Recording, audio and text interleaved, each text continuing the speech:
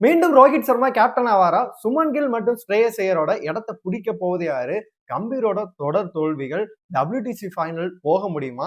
எல்லாத்தையுமே நம்ம ஃபுல்லாவே பார்த்துடலாம். ஹாய் மக்களே, நான் உங்க ஷியாம். நிறைய பேர் வீடியோ பார்க்குறீங்க, லைக் பண்ணா பார்க்குறீங்க. லைக் பண்ணிட்டு பார்த்தீங்கன்னா ரொம்ப சந்தோஷமா இருக்கும். முடிஞ்சா ஹைப்பை கூட தட்டி விடுங்க. அது மட்டும் இல்லாமல் நிறைய பேர் வீடியோ பார்க்குறீங்க, லைக் பண்ணிட்டு பார்த்தீங்க அப்படின்னா நிறைய பேருக்கு ஷேர் ஆகும். கொஞ்சம் லைக் பண்ணிட்டு பாருங்க. வீடியோக்குள்ள போயிடலாம். அதாவது ஆஸ்திரேலியாவுக்கு எதிராக பார்த்தீங்கன்னா அந்த ஓடிஐ சீரீஸ் வந்து காப்பாத்தினதே யாருன்னு சொல்றது நல்லாவே தெரியும். ரோஹித் சர்மா, விராட் கோலி கடைசி நேரத்துல காப்பாத்தினாங்க. ஓப்பனிங் மேட்ச்ல சரியா விளையாட முடியல மழை அப்படின்னு போனாலுமே கூட பாத்தீங்கன்னா கடைசி நேரத்துல வந்து காப்பாத்தினது, அந்த தொடர் அதிக ரன் அடிச்சது யாரு அப்படின்னு கேட்டீங்கன்னா ரோஹித் சர்மா அவர்கள் தான். அதுவும் வந்து யங் ஏஜ்ல பண்ணிட்டு இருக்கும் போது அதிக வயசுல வந்து இந்த ரெக்கார்டை பண்ணது ஒரே ஆள் அப்படிதான் அப்படின்ற ஒரு ரெக்கார்டையுமே அவர் படைச்சிட்டு இருக்காரு. தலைவன் தலைவன் தான், சிங்கம் சிங்கம் தான் அப்படின்ற மாதிரி, என்றும் அவன் வீரனே அப்படின்ற மாதிரி ரோஹித் சர்மா வந்து T20 அண்ட் வந்து இதுல டெஸ்ட்ல இல்லைன்னா கூட பாத்தீங்கன்னா ஓடி சீரீஸ்ல சூப்பராகவே பண்ணிட்டு இருக்காரு. ஆஸ்திரேலியாவில் நடந்த சீரீஸ் வந்து எப்படி போச்சுன்னு உங்களுக்கு நல்லாவே தெரியும். அதுக்கப்புறமேட்டு இவ்வளவு நாள் வந்து ரோஹித் சர்மா கேப்டன்சி பண்ணிட்டு இருந்தாரு. ஃபியூச்சரை நோக்கி யோசிக்கிறோம், இந்த ஒரு வார்த்தையை தாண்டா எங்களை கொல்லுது அப்படின்ற மாதிரி அதை சொல்லி சொல்லி சொல்லியே பாத்தீங்கன்னா எல்லா இதுலயும் வந்து சுமன் கில்ல வந்து கொண்டு வந்தாங்க. அவரோட ஃபார்மை வந்து சமீபத்திய ஃபார்ம் எல்லாம் எடுத்து பாத்தீங்க அப்படின்னா, நான் சொல்லணும்னு அவசியம் இல்லை, நீங்க வந்து ஏசியன் கப்ல ஆரம்பிச்சு இப்ப நடக்கக்கூடியது எல்லாத்தையும் வந்து அப்படியே புரட்டி போட்டீங்க அப்படின்னா வந்து கண்டிப்பா வந்து உங்களுக்கே தெரிஞ்சிடும் அவரோட ஃபார்மை பத்தி. அப்படி இருக்கும்போது இப்ப ஆஸ்திரேலியாவுக்கு எதிராக நம்ம சீரீஸ் பார்த்திருந்தோம் எந்த அளவு போச்சு அப்படின்னு சொல்லிட்டு. இப்ப வந்து சவுத் ஆப்பிரிக்கா எதிராக பாத்தீங்கன்னா டெஸ்ட் போயிட்டு இருக்கு. இந்தியானா வந்து இந்தியால அடிச்சுக்க ஆள் இல்லை அப்படின்னாங்க. தெம்பா பாவமா என்கிட்ட முடியுமா, நான் அடிக்கிட்டா அப்படின்னு சொல்லிட்டு லோ ஸ்கோர் எல்லாம் அவர் சேஸ் பண்ணிட்டு அவர் பாட்டு போயிட்டே இருக்காரு. இதெல்லாம் எனக்கு மேட்டரே கிடையாது, அடுத்து வா T20 வா பார்ப்போம், அடுத்து ஓடி சீரிஸ் யார் என்னவா பார்த்துக்கலாம் அப்படின்ற மாதிரி ரெடியா நிக்கிறாரு. இப்ப இந்த செகண்ட் டெஸ்டையும் தோத்தாங்க அப்படின்னா அது என்ன மாதிரி அஃபெக்ட் ஆகும் அப்படின்னு சொல்லி நமக்கு தெரியவே இல்லை. WTC ஃபைனல் போக முடியுமா அப்படின்னு சொல்லிட்டு தெரியவே இல்லை. அதை பத்தி நம்ம லேட்டரா பேசுவோம். ஃபர்ஸ்ட் வந்து இப்ப வந்து அடுத்ததான் வந்து 30ஆம் தேதி நவம்பர் 30ஆம் தேதி ஓடி சீரிஸ் இருக்கு. 3 ஓடி இருக்கு, அப்புறமேட்டு 5 T20 இருக்கு. அது எவ்வளவு நாள் சூரியகுமார் கையில வந்து கேப்டன்சி இருக்கும் அப்படின்னு சொல்லிட்டு நமக்கு தெரியவே இல்லை. ஆஸ்திரேலியா சீரீஸ்ல வந்து ஓடி ஸ்குவாட்ல வந்து யாரா இருந்தாங்க அப்படின்னு சொல்லி நான் ஃபர்ஸ்ட் பாத்திரலாம். அதுல வந்து சுமன் கில் தான் வந்து கேப்டன்சி பண்ணாரு. ரோஹித் சர்மா, விராட் கோலி, ஸ்ரேயஸ் ஐயர், அக்ஷர் பட்டேல், KL ராகுல், நிதிஷ்குமார் ரெட்டி, வாஷிங்டன் சுந்தர், அப்புறமேட்டு குல்தீப் யாதவ், ஹர்ஷித் ராணா, முகமது சிராஜ், ஹர்ஷ்தீப் சிங், பிரசித் கிருஷ்ணா, துரு ஜூரல், SSV ஜெய்ஸ்வால், இதுல ஒரு சில நபர்களுக்கு வந்து வாய்ப்பே கிடைக்கவே இல்லை. ஸ்லாட் வந்து ஃபுல்லாவே இருந்துச்சு அப்படின்னே சொல்லலாம். அந்த சீரீஸ்ல வந்து பாத்தீங்கன்னா ஸ்ரேயஸ் ஐயருக்கு வந்து இன்ஜுரி ஆயிருந்துச்சு.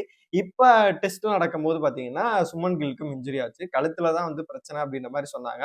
ஆல்மோஸ்ட் அவர் வந்து டிஸ்சார்ஜ் ஆயிட்டாரு, ஸ்குவாட்ல ஜாயின் பண்ண போறாரு, கவுகாத்தில வந்துருவாரு அப்படின்ற தகவல்கள் வந்தாலுமே எதுவுமே இன்ன வரைக்கும் அபிஷியலா வந்து டீம்ல வந்து ஜாயின் பண்ணிட்டாரு அப்படின்னு சொல்லிட்டு வரவே இல்லை.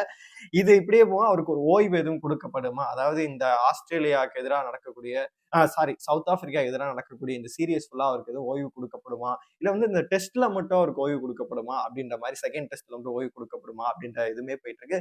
சப்போஸ் அவர் வந்து இந்த ஸ்குவாட்ல இருந்து விலகிறார் அப்படின்னா கண்டிப்பா வந்து ரிஷப் பண்ணிட்டு இருக்காரு, அவரோட தலைமையில வந்து ஈஸியா முடிச்சிருவாங்க. ஆல்மோஸ்ட் நிதிஷ்குமார் ரெட்டி வந்து பங்கேற்பாரு அப்படின்ற மாதிரியுமே சொல்லியிருக்காங்க. சரி ஓகேப்பா, 30ஆம் தேதி ஓடி நடக்க இருக்கு, இன்னும் கொஞ்ச நாள் தானே இருக்கு, இன்னைக்கு 19ஆம் தேதி கிட்ட 20ஆம் தேதி கிட்ட ஆயிடுச்சுன்னு, ஒரு 10 நாள் தானே இருக்கு, இன்னும் ஸ்குவாட் அனௌன்ஸ் பண்ணாம இருக்கீங்களே அப்படின்னு சொல்லிட்டு உங்களுக்கு தோணலாம். அதாவது சுமன் கில்லோட ரெக்கவரியை பார்த்துட்டு இருக்காங்க, உற்று நோக்கிட்டு இருக்காங்க. அதனாலதான் வந்து இன்ன வரைக்கும் ஸ்குவாடை வந்து அனௌன்ஸ் பண்ணாம இருக்காங்க. சப்போஸ் அவருக்கு இன்ஜுரி, விளையாட முடியல, அவருக்கு ஓய்வு கொடுக்கணும், ஏன்னா வந்து அடுத்து வேர்ல்டு கப்லாம் நடக்க இருக்கு, அதனால வந்து கொஞ்சம் ஓய்வு கொடுக்கணும் அப்படின்னு நினைச்சாங்க அப்படின்னா ரோஹித் சர்மா மீண்டும் கேப்டன்சி வருமா, அவருக்கு கொடுக்கப்படுவாங்களா அப்படின்ற விஷயங்கள் தான் போயிட்டு இருக்கு.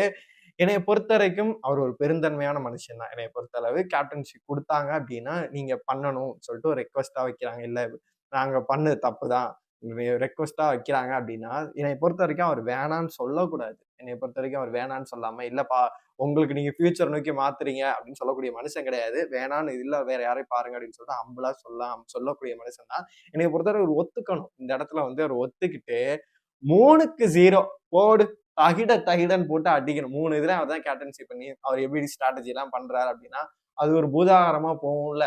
அவர் பண்ற விதங்களா இருக்கட்டும், கரெக்டா குல்தீப்பை கொண்டு வர்றது, எந்த இடத்துல ஓவரை மாத்தி விடுறது, 30 ரன் 30 பால் இருக்கா, ஜெயிக்கிறேன்டா அப்படின்னு சொல்லிட்டு நம்ம பார்த்திருக்கோம் வந்து சவுத் ஆப்பிரிக்கா வந்து வேர்ல்டு கப் அடிச்சாப்ல. அப்படி இருக்கும்போது என்ன பொறுத்தளவு அவர் வந்து கேப்டன்சி வந்து வாங்கிக்கணும் அப்படின்ற மாதிரிதான் தோணுது. ஆனா அவர் அக்செப்ட் பண்ணுவாரா, இவங்களை அவர் அப்ரோச் பண்றாங்களானே எனக்கு டவுட்டா இருக்கு. அதுக்கப்புறமேட்டு கேப்டன்சி பந்தயத்துல யாரு இருக்குது அப்படின்னு பாத்தீங்கன்னா ஆல்மோஸ்ட் ஹர்திக் பாண்டியா இப்ப ரெடி ஆயிட்டாரு, அப்புறமேட்டு KL ராகுல் இருக்காரு.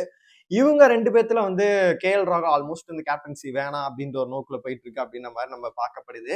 அவருமே நல்ல ஒரு ஸ்ட்ரைக் ரேட் தான் வச்சிருக்காரு. இப்ப ரோஹித் சர்மா கம்பேர் பண்ணோம் அப்படின்னா 55, 56 போட்டி இருக்கு அப்படின்னா ஒரு 12 போட்டி தான் தோத்துருப்பாரு. மிச்சம் எல்லா போட்டியுமே ஓடியில ஜெயிச்சிருப்பாரு. செம்ம ஸ்ட்ரைக் ரேட் வச்சிருக்காரு. வேற லெவல்ல சம்பவம் பண்ணுவாரு. ஆனா என்னை பொறுத்த வரைக்கும் அவரே வரலாம். அது என்னன்னு சொல்லிட்டு நம்ம பொறுத்து இருந்து பார்ப்போம். அதுக்கப்புறமேட்டு ஹர்திக் பாண்டியா இருக்காரு. என்னைய பொறுத்தவரைக்கும் இவங்களோட சாய்ஸ் வந்து ஹர்திக் பாண்டியாவா இருக்கலாம். மேபி அவர்கிட்ட கொண்டு போய் கூட கேப்டன்சி குடுக்கலாம். அவரே ஏத்துக்க வாய்ப்பு இருக்கு.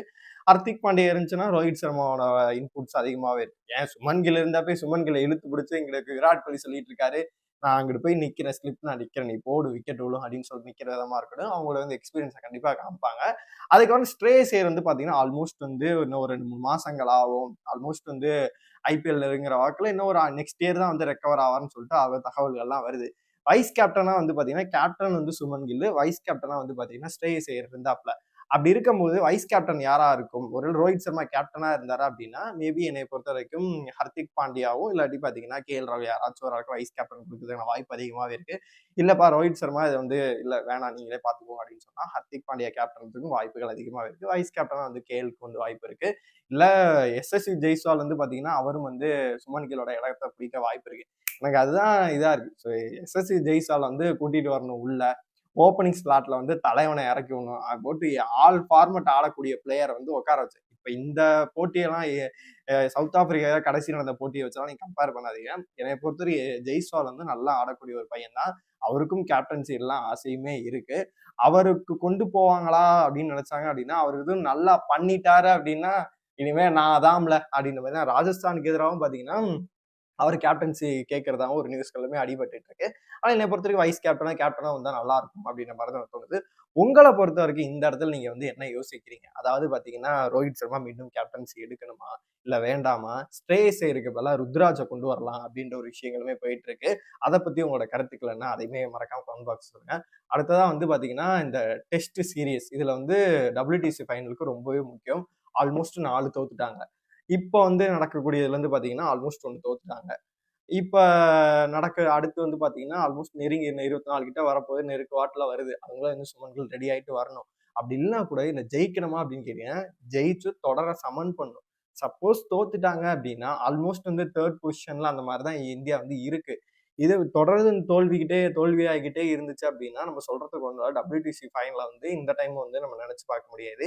அதுக்காக டீம்ல நிறைய மாற்றங்களை வந்து ஏற்படுத்தணும். கோச்சிங் மேலே வந்து இதா இருக்கு. இவர் வந்த பிறகு இந்த மாதிரிலாம் நடக்குது அப்படின்ற விஷயங்களுமே நிறைய போட்டு கௌதம் கம்பீரை போட்டு அடின்னு அடிச்சிட்டு இருக்காங்க. நம்ம அந்த அளவு டச் பண்றது நீங்களே உங்க இதுல உங்களோட சமத்ரா அப்படின்னு சொல்லிட்டு நம்மளும் விட்டுறது. அப்பப்ப நடக்கிற தவறுகளை மட்டும் நம்மளும் சொல்லிட்டு இருக்கோம். உங்களை பொறுத்த வரைக்கும் இப்படியே போயிட்டு இருந்தா WTC ஃபைனல் போக முடியுமா? இல்ல கோச்சிங் எதுவும் மாத்தணுமா? உங்களோட கருத்துக்கள் எல்லாத்தையுமே கமெண்ட் பாக்ஸ்ல சொல்லுங்க.